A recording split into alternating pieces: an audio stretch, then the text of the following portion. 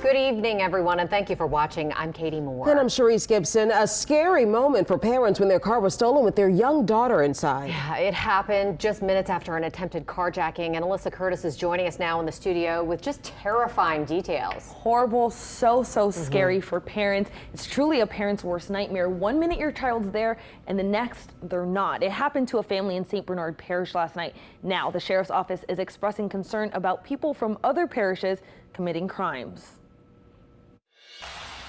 It only took a few minutes for parents' lives to turn upside down.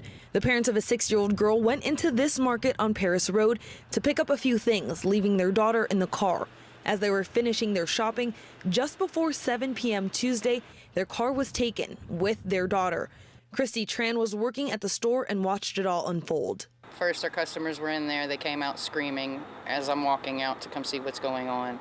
Their car is being driven off by somebody, and all they kept screaming was, "My baby, my baby." Tran moved quickly, immediately calling 911. Those short few minutes were nothing short of scary. Everybody was kind of just standing still. Nobody knew what to do. Right before Tran called 911, somebody else called 911 to report an attempted carjacking just blocks away on Buffon Street and East St. Bernard Highway.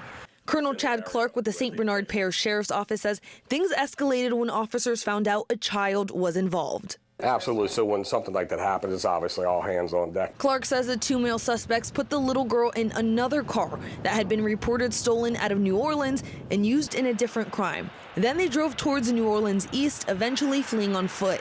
Clark says he's concerned people committing crimes in New Orleans are not being held responsible, then coming into his parish. It goes back to, and some of these are possibly juveniles, right? So the crimes that they committed, I don't think they're getting the justice that's really deserved.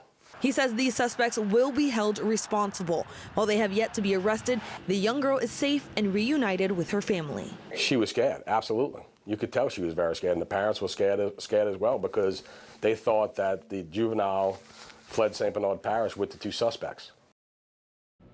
Clark believes the suspects are connected to a different organization NOPD is working to identify. The St. Bernard Parish Sheriff's Office and NOPD are working together not only to identify these 2 suspects, but to combat crime crossing into different jurisdictions. All right, Alyssa, thank you. And we're going to continue to cover this story tonight on the Eyewitness News at 10.